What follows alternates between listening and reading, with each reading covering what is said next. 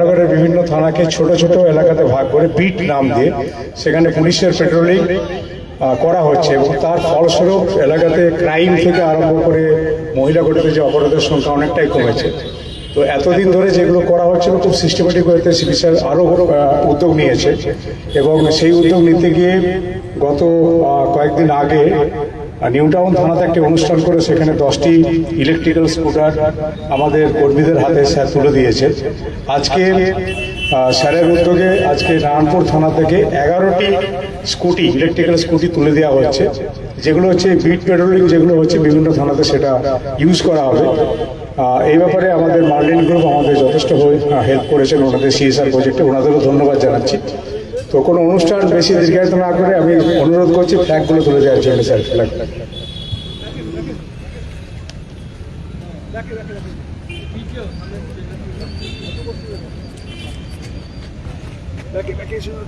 লাইভে আটকেছেন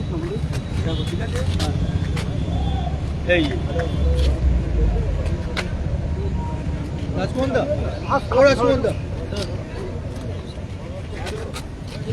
একটা তোর এগিয়ে যাও,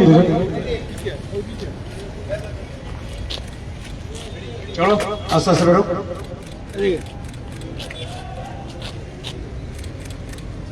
আস্তে আস্তে যাবে, আস্তে আস্তে।